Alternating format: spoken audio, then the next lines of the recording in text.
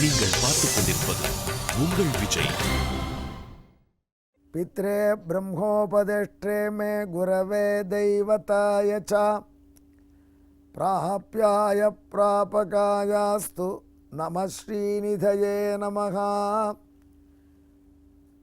திருமகளின் திருநாமங்கள் 1000 என்ற தலைப்பின் கீழ் 70வது திருநாமத்தை அனுபவிக்க குழுமியிருக்கக்கூடிய விஜய் தொலைக்காட்சி நேயர்களே, உங்கள் அனைவருக்கும் என்னுடைய வணக்கங்கள். இந்த 70வது திருநாமத்தை இன்று தொலைக்காட்சியில் எப்படி விளக்கலாம் என்று எண்ணிக்கொண்டு காலை 4 மணிக்கு மக்களுக்கு இந்த திருநாமத்தின் மாட்சிமை நன்கு தெரியும்படியாக விளக்க வேண்டும், அதற்கு ஒரு பின்னணி ஞாபகப்படுத்த வேண்டும் என்று திருமகளை வேண்டிக் கொண்டு நான் சிந்தித்த பொழுது அந்த விடியற்காலை வேளையில் எனக்கு ஒரு வீடியோ காட்சி போதி கண் முன்னாடி தோன்றும்படியாக பிராட்டி அருள் செய்தாள். விடியற்காலை வீடியோன்னு வைத்துக்கொள்ளுங்களேன். அதை பார்த்த உடனே புல்லரிச்சு போனேன். அதை உங்களோட பகிர்ந்துக்கிறேன். சீதாதேவி ஜனகர் வேள்விச்சாலைக்காக உழுதாரே, அந்த உழுகின்ற கலப்பை போட்ட கோடு அதை கொழுமுனை என்று தமிழர்கள் சொல்வார்கள், சீதா என்று சமஸ்கிருதத்தில் சொல்வார்கள், ஃபரோ என்று ஆங்கிலத்தில் சொல்வார்கள். அந்த கலப்பை ஒரு கோடு போட்டே போகும் உழுதும் அந்த கலப்பை போன பாதையில் தான், கலப்பையின் பாதையில் தான் எங்கேயோ கலப்பை மோதி டங்குன்னு சட்டம் கேட்ட உடனே தான் வேள்விக்காக யாகசாலையை உழுத ஜனக சக்கரவர்த்தி அந்த சத்தம் கேட்ட இடத்துல மண்ணை தள்ளி பார்த்தார். ஒரு தங்க பேழை, கோல்டன் பாக்ஸ் திறந்தா அதிலிருந்து தாமரை பூவின் மனம். உள்ளே ஒரு குழந்தை, பெண் குழந்தை, பேரழகு வாய்ந்த பெண் குழந்தை. அந்த குழந்தையின் கழுத்தில் அழகான ஒரு பொன் மாலை, தங்க சங்கிலி. அதை பார்த்து ஜனகர், பிள்ளை இல்லாத ஜனகர், அப்படியே தந்தை அன்பு சொட்ட அந்த குழந்தையை பார்த்தார். வானத்தில் ஒரு சப்தம் கேட்டது, ஒலி கேட்டது, வானொலி, அசரீரி. சக்கரவர்த்தி, இவளை உன் பெண்ணாக வளர்த்துவா. அந்த பெண்ணுக்கு அவர் சீதா என்று பெயரிட்டார். அந்த பெண் வளர்ந்தாள். அந்த பெண் வளரும் பொழுது ஜனகர் வீட்டில் ஒரு பெரிய வில் இருந்துதான். அந்த வில்லு பரமசிவன் பயன்படுத்திய வில், சிவதனுஷ். அந்த வில்லை ஒரு வண்டியில் வச்சிருக்கார் ஜனகர். அந்த வண்டியை நகர்த்துறதுக்கே 60,000 சோல்ஜர்ஸ் வேணுமா. ஆள் இருந்தால் 60,000 பேர் கை போட்டால் தான் அந்த வண்டியை நகர்த்த முடியும். அவ்வளோ வெயிட் உள்ளது அந்த வில்லு. அந்த வில்லை பூஜிச்சுட்டு இருக்கிறவர் தனக்கு பிறந்த பெண் குழந்தைக்கு சீதை என்று பெயரிட்டு வளர்த்து வராரா. சீதை ஒரு நாளைக்கு தன் தோழிகளோடு பந்து அடித்து விளையாடினான். அந்த பந்து அந்த வில் வச்சிருக்கிற வண்டிக்கு கீழே போயிடுது. அந்த பந்தே வேண்டும்னு குழந்தைகள், எல்லா குழந்தைகளும் போல் குழந்தை சீதையும் அடம் பிடிச்சா. ஜனகர் சக்கரவர்த்தி தான் இருந்தாலும் அந்த வில்லை நகர்த்தணும்னா 60,000 பேரை கூப்பிடணும். 60,000 லேபரை ரெடி பண்ணி தான் வில்லை நகர்த்தணும். 60,000ங்கிற கணக்கு கம்பநாட்டு ஆழ்வார் கொடுக்கறது. வால்மீகி 5,000 கொடுத்துருக்கார். 5,000 இருக்கட்டுமே, 5,000 மட்டும் ஈஸியாக லேபர் கிடைக்கிறதா ஒரு நிமிஷத்தில் சக்கரவர்த்திக்கு அந்த காலத்தில். அதனால் சக்கரவர்த்தி, அம்மா உனக்கு 10 பந்து வாங்கி தரேன், அந்த மறந்துவிடுன்னு சொன்னார் தன்னுடைய செல்ல பெண் சீதை கிட்ட. ஆனால் சீதை பிடிவாதமாக அந்த பந்து தான் வேணும் அப்படின்னா. அது எடுப்பது கஷ்டம்மா, ஏன் ஆள் கொண்டு வந்து எடுக்க வேண்டியதானே. அம்மா சும்மா இல்லை, 60,000 பேர் வேணும் அதுக்கு அப்படின்னு சொன்னார் ஜனகர். என்னப்பா இந்த வண்டி எடுக்குது 60,000 பேரா அப்படின்னு அந்த குழந்தை, சின்ன குழந்தை, பூ போன்ற மேனி உள்ள குழந்தை, பெண் குழந்தை, நளினமான பெண் குழந்தை, அந்த வண்டியை ஒரு புஷ் பண்ணி நகர்த்தி எடுத்து. ஜனகர் வியந்து போயிட்டார். 60,000 பேருக்குள்ள ஸ்ட்ரென்த்து இந்த ஒரு பெண் குழந்தைக்கு இருக்குமா, நம்ப முடியல. அவருக்கு தீர்மானிச்சிட்டார், இந்த பெண்ணை கல்யாணம் பண்ணிக்கிறாள், இந்த வில்லை தூக்கி நான் ஏற்றக்கூடியவன் தான் கல்யாணம் பண்ணிக்க முடியும். ஏன்னா இவ்வளோ வலிமையுடைய பெண்ணை மணந்து கொண்டு வாழக்கூடியவனுக்கு அவ்வளோ வலிமை வேண்டுமல்லவா என்று ஜனகர் தீர்மானித்தார்.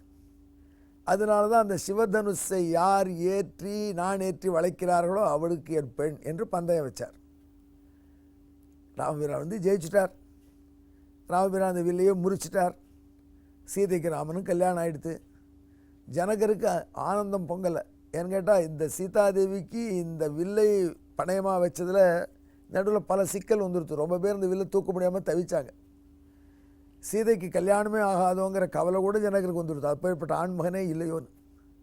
கடைசியில் ராமச்சந்திரமூர்த்தி வந்தார், வில்லை வளைச்சிட்டார். வளைச்சாரா உடச்சே விட்டார். சீதாதேவியை அவருக்கு கொடுத்துட்டார் கனகாதானம் பண்ணி. அப்போது அவர் ஒரு ஆச்சரியமான கேள்வி விஸ்வாமித்திரர் கேட்டார். 6,000 பேர்னு கம்பன் சொல்கிறான், 5,000 பேர் வாலிபி சொல்கிறான், எதோ இருக்கட்டும், இவ்வளோ பேர் இருக்க வேண்டிய வண்டி இந்த பெண் குழந்தை எப்படி நாத்தித்து விஸ்வாமித்திரர்? எவ்வளவோ விஷயங்கள் கண்டு சொல்லி இதை சொல்லக்கூடாதா? விஸ்வாமித்திரர் சொன்னார், இது எல்லாம் அந்த பெண் கழுத்தில் இருக்கிற தங்க மாலை, தங்க செயின், தங்க சங்கிலியின் மகாத்மியம் அப்படின்னு சொன்னார். அந்த தங்க சங்கிலி சாதாரண சங்கிலி இல்லைப்பா ஜனகா, இது லக்ஷ்மி தேவியினுடைய பெருமையெல்லாம் தனக்கு அடக்கமாக வச்சிருக்கிறது. இந்த தங்க சங்கிலி அணிந்தவனோட யார் போருக்கு வந்தாலும் அவருடைய பலத்தில் பாதி அந்த தங்க சங்கிலி போட்டுட்டு கொடுத்துரும். அப்பேற்பட்ட மந்திர சக்தி பெற்றது என்று தங்க சங்கிலியின் ஏற்றத்தை விஸ்வாமித்திர பகவான் சொன்னார். கல்யாணமெல்லாம் முடிஞ்சு விஸ்வாமித்திர பகவான் விடை பெற்று கொண்டு இமயமலைக்கு தவசுக்காக போகிறச்சே ஜனகருக்கு தோணித்து, நம் பெண்ணுக்கு கல்யாணமே ஆகாதுன்னு நினச்ச பொழுது இப்படி உத்தமமான பிள்ளையை அழைத்து கொண்டு வந்து வில்லை நான் ஏற்ற வைக்கிறேன்னு சொல்லி வில்லையோ முறித்து சுயம்பரத்தை முடித்து சீதையை ராமனுக்கு கல்யாணம் பண்ணி வச்சாரே, இந்த மகரிஷிக்கு என்னத்தை கொடுக்கலாம்? இந்த மகரிஷி நமக்கு விளக்கின வலிமை உடைய இந்த சங்கிலியே மகரிஷி கொடுத்தா என்ன என்று சீதை அணிந்திருந்த அந்த சங்கிலி, பிறக்கும் பொழுதே தேவியுடன் உடன் வந்திருந்த அந்த தங்க சங்கிலி, அந்த தங்க மாலையை, தங்க ஹாரத்தை விஸ்வாமித்திர பகவானுக்கு தன் காணிக்கையாக ஜனகர் சமர்ப்பித்தார்.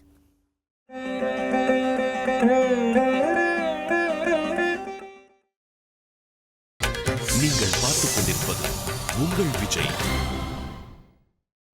இப்படி உத்தமமான பிள்ளையை அழைத்து கொண்டு வந்து வில்லை நான் ஏற்ற வைக்கிறேன்னு சொல்லி வில்லையோ முறித்து சுயம்பரத்தை முடித்து சீதையை ராமனுக்கு கல்யாணம் பண்ணி வச்சாரே, இந்த மகரிஷிக்கு என்னத்தை கொடுக்கலாம்? இந்த மகரிஷி நமக்கு விளக்கின வலிமை உடைய இந்த சங்கிலியே மகரிஷி கொடுத்தா என்ன என்று சீதை அணிந்திருந்த அந்த சங்கிலி, பிறக்கும் பொழுதே தேவியுடன் உடன் வந்திருந்த அந்த தங்க சங்கிலி, அந்த தங்க மாலையை, தங்க ஹாரத்தை விஸ்வாமித்திர பகவானுக்கு தன் காணிக்கையாக ஜனகர் சமர்ப்பித்தார். விஸ்வாமித்திர பகவான் அதை எடுத்துக்கொண்டு இமயமலையில் தவம் செய்ய போகிறார்.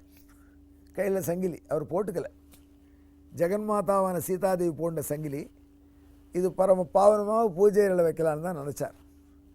அப்படி சங்கிலி எடுத்துன்னு போகிற விஸ்வாமித்திரரை பார்த்தார் தேவேந்திரனும் சூரிய பகவான். அவன் 2 பேரும் விஸ்வாமித்திர வந்தா, சுவாமி இந்த தங்க சங்கிலி ஜொலிக்கிறதே, தங்களை போன்ற மகான்கள் இந்த தங்க சங்கிலி உங்களுக்கே வச்சுக்க மாட்டீங்களே, எங்களை போன்ற யாராவது இல்லற வாழ்க்கையில் வாழக்கூடிய வாழ்க்கை மெட்டீரியலிஸ்டிக் வெற்றி பெறவங்களுக்கு இந்த சங்கிலி கொடுத்தா நல்லா இருக்குமே, எங்களுக்கு கொடுக்கக்கூடாதா என்று கேட்டார்கள் இந்திரனும் சூரியனும். விஸ்வாமித்திரர் சிரித்தார். இருக்கிறது ஒரு சங்கிலி, 2 பேரும் கேட்டால் யாருக்குப்பா கொடுக்கறது? எனக்கு தான் கொடுக்கணும் இந்திரன் சொன்னான், ஏன்னா நான் தேவர்கள் தலைவன். சூரியன் சொன்னால் எனக்கு தான் கொடுக்கணும் மகரிஷி, என்னை பற்றிய காயத்ரி மந்திரத்தினால தான் உங்களுக்கு இவ்வளோ பெருமை. என்னை பற்றிய காயத்ரி மந்திரம் சவிதா என்று என்னுடைய பெயரையுடைய காயத்ரி மந்திரம், அந்த காயத்ரி மந்திரம் இருக்க சவிதா என்று என் பெயரை உடையதுனால என்னுடைய மந்திரம்னு சொல்கிறா. அது உள்ளர்த்தம் நாராயணன் தான் அர்த்தம்னு சொல்கிறாங்க, பல பொருள்கள் இருக்குது.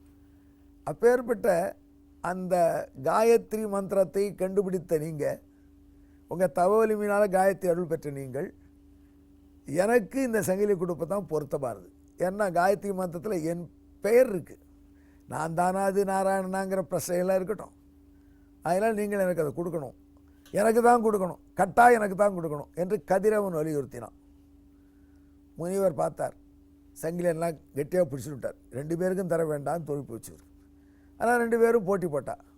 உடனே விஸ்வாமித்திர பகவான் தூரத்தை காண்பிச்சார். பாருங்கள், 100 மீட்டர் கரண்டு போய் நில்லுங்கள், 2 பேரும் ஓடி வாருங்கள், யார் முதல்ல வரங்களோ அவங்களுக்கு கொடுத்துட்றேன், 2 பேரும் எனக்கு வேண்டியவங்க தான் அப்படின்னு விஸ்வாமித்திரர் ஒரு தீர்மானம் போட்டார். அதே போல் தூரத்துலேருந்து 2 பேரும் ஓடி வந்தா. ஒரே வேகத்தில் சீராக வரா. விஸ்வாமித்திரர் நெருங்கரிச்சு 2 பேரும் வந்துட்டான். அதனால் தேவேந்திரன் மட்டும் ஒரு காரியம் பண்ணினான். விஸ்வாமித்திரர் கையில் உள்ள சங்கிலியை டபக்கு நீட்டி பிடிச்சிட்டான். ஏய் அப்படின்னு தேவேந்திரனை தடுப்பதற்கு சூரியன் பாஞ்சான். 2 பேரும் குரங்கு மாதிரி பாயிறீங்களேன்னு விஸ்வாமித்திரர் கொஞ்சம் வருத்தப்பட்டார். இருந்தாலும் தேவேந்திரன் கையில் பட்டுவிடும் சங்கிலி. அதனால் தேவேந்திரா, நீ இப்படி பறிச்சுக்கிற வலியை, அதனால் குரங்காக இருந்து மாலையை போட்டுக்கோ அப்படின்னு சொல்கிறேன். சூரிய பகவான் பார்த்தார், நீனும் ஒரு குரங்கா அவரோட போட்டி போடும் அப்படின்னு சொன்னார். என்ன சுவாமி, ஒரு தங்க சங்கிலியை பார்க்க ஆசைப்படுறதுல 2 பேரும் குரங்காக்குறீங்களே அப்படின்னு 2 பேரும் ஒப்பந்தமாக வந்தவுடனே விஸ்வாமித்திரர், சரி நீங்களே மன்னிப்பு கேட்கறதுனால உன்னுடைய பிள்ளைகள் குரங்காக இருக்கட்டும், அவர்களுக்கு கொடுத்துருங்கள். இந்திரா, உன் பிள்ளை குரங்கு, அதுக்கு இது கொடுத்துரும். ஆனால் நீ தட்டி பறிச்சுண்ட, ஆனால் உன் பிள்ளைக்கு அந்த மாதிரி தட்டி பறிக்கிற குணம் இருக்கும். ஆனால் இந்த மாலையை அணிந்து கொண்டிருக்கிறான் என்றாலும் இப்படி தட்டி பறிந்த தன்மையினால் அந்த சாபத்தின் பயனாக அவன் அனுபவிக்க வேண்டிய சாபம் அது ஆயிட்டதுனால ராமனுடைய பணிவிடைக்கு அவன் பயன்பட மாட்டான். இந்த சூரியன் பயன்படுவான். சூரிய குலத்திலே ராமன் தோன்ற போகிறார். எனவே இந்திரன் உன்னுடைய குரங்கு இதை அணிஞ்சின பிற்பாடு பிற்காலத்தில் சூரியனுடைய பிள்ளையான குரங்குக்கு இந்த மாலை கிடைக்கும். சூரியனுடைய பிள்ளை ராமனுக்கு நல்ல பணிவிடை செய்யும் என்று ஒரு ஜட்ஜ்மெண்ட் கொடுத்து விஸ்வாமித்திரர் போயிட்டார். அதுபடி இந்திரன் தன் பிள்ளையான வாலிக்கு அந்த மாலையை கொடுத்தான். அது பிராட்டி அணிஞ்சின்ற மாலை. அந்த மாலை இந்திரனுக்கு அவன் போட்டியில் பை ஃபோர்ஸ் வாங்கினான். அதுக்காக சாபமும் வாங்கினான். அந்த சாபத்துக்கு பதிலாக அவன் பிள்ளையான குரங்கு இருக்க வேண்டும்னு விஸ்வாமித்திரர் சொல்லிட்டார். அந்த பிள்ளைக்கு இந்த மாலை போச்சு. வாலிக்கு இந்த மாலை போனால் மாலைக்கு எவ்வளோ பெருமை சொன்னோம். எதிராளி சண்டை போட்டால் அவங்க பவரில் பாதி உந்துருமா அந்த மாலை அணிஞ்சிருக்கிட்ட. அதனால் வாலி யாரும் எதிர்த்துன்னு சண்டை போட முடியல. கடைசியில் சுக்ரீவனுக்கு வாலிக்கு வந்த சண்டையில் சுக்ரீவனுக்கு உதவி செய்ய ராமபிரான் வந்து வாலியை மறைஞ்சிருந்து தாக்கியது உங்களுக்கு தெரியும். ஏன்னா நேரம் வந்தால் பவரில் பாதி போயிடுங்கிறதுனால தான். அந்த சாபம், அந்த வரம் வேண்டக்கூடாது. அதன் பிறகு வாலி மாண்டு போனான். வாலி மாண்டு போனவுடனே அவன் அந்த சங்கிலி எடுத்து மாண்டு போகிறச்சே சுக்ரீவனுக்கு கொடுத்தான். சுக்ரீவன் அந்த சங்கிலியை போட்டுனான். கழுத்து ஏற்கனவே அழகான், நல்ல கழுத்தை சுக்ரீவனுக்கு. அந்த மாலை அவனுக்கு பொருந்தித்து இருந்தாலும் கூட சுக்ரீவனுக்கு ஒரு குற்ற உணர்வு வந்துட்டே இருது. அண்ணனை கொண்டு இந்த மாலை போட்டுக்கிறோம். இந்த உணவை தாரை கிட்ட சொன்னான். தாரை சொன்னால், நான் ஒரு சொல்யூஷன் சொல்கிறேன் கேளுங்க. சரிங்களா? நான் என்ன, ராமபிரான் பட்டாபிடத்துக்கு நாமெல்லாம் போகிறோம். அந்த சமயத்தில் நீங்கள் என்ன பண்ணுங்க, இந்த மாலையை கழட்டி எம்பெருவான் திருவடியில் வச்சுருங்க. அவர் சீதாதேவிக்கு திருப்பி கொடுத்துருவார். அங்கிருந்து வந்த மாலை தான், எனக்கு இந்த வரலாறு தெரியும்.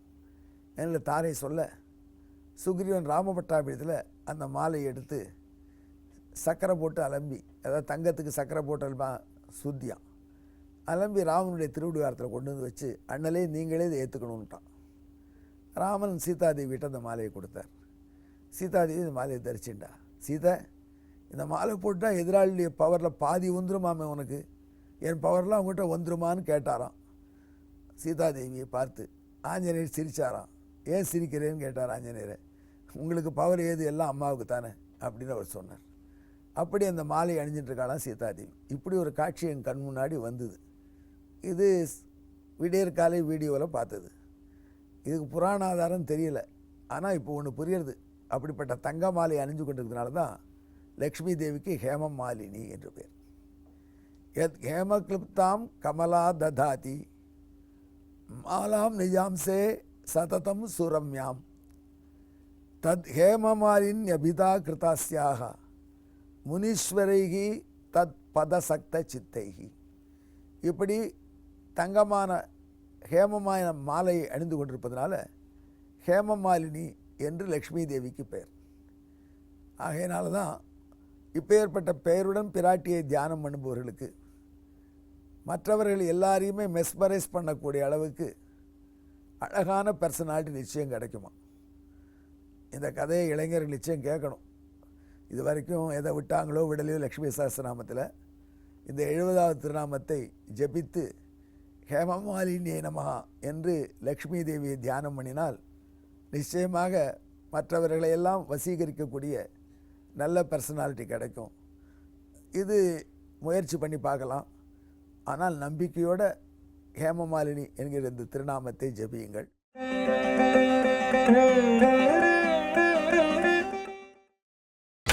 நீங்கள் பார்த்துக் கொண்டிருப்பது உங்கள் விஜய். இதுவரை நாம் சொல்வதற்கு விளக்கமாக உங்களுக்கு தமிழில் இந்த திருநாமத்தின் ஸ்லோகம் காண்பிச்சேனே, அதுக்கு விளக்கத்தையும் ஒரு தடவை வாசிக்கிறேன், மனசில் பதிய வச்சுங்க. பொன்மாலை எப்பொழுதுமே பூண்டிருப்பவள் பொன்மகள், எனவே பொன்மாலையாள் என்று அவளுக்கு திருநாமம். அந்த பொன்மாலையாளை, ஹேமமாலினியை தியானம் செய்பவர்களுக்கு பொன் போன்ற பிரகாசம், பொன் போன்ற மதிப்பு, வாழ்க்கை முழுக்க பொன்னான நாள்களாக கழியும் என்று சொல்லி, எங்கே பொன்மாலை பிராட்டியை தியானம் பண்ணுங்கள். ஹேமமாலின்யை நமஹா என்று சொல்லி விடைபெறுகிறேன். அன்பர்களே, ஜபியுங்கள். பிராட்டி சர்வாபரண பூஷிதையாக, பரமேஸ்வரன் பார்வதி தேவிக்கு லக்ஷ்மியின் திருநாமங்களை உபதேசம் பண்ணினார். 108 திருநாமங்கள். அதிலே கடைசியில் ஒன்று சொன்னார். விடியற்காலை வேளையில் எழுந்து இந்த பிராட்டியினுடைய திருநாமங்களை ஜபித்து, அப்படி ஜபம் செய்யும்பொழுது பிராட்டியினுடைய திருமேனியை சர்வ அலங்கார பூஷிதமான அனைத்து அணிகளையும் அணிந்து கொண்டிருக்க திருநாமத்தை தரிசனம் பண்ணுங்கள், கண் முன்னாடி வைத்து தியானம் பண்ணுங்கள், இதை ஜெபியுங்கள், பலன் கிடைக்கும் என்று. அப்படி நீங்களும் பொன்மாலை அணிந்து கொண்டிருக்கிற அந்த பொன்மகளை தியானம் பண்ணி பொன்னான வாழ்வு பெற வேண்டும் என்று மீண்டும் நினைவூட்டி விடைபெறுகிறேன். நன்றி, வணக்கம்.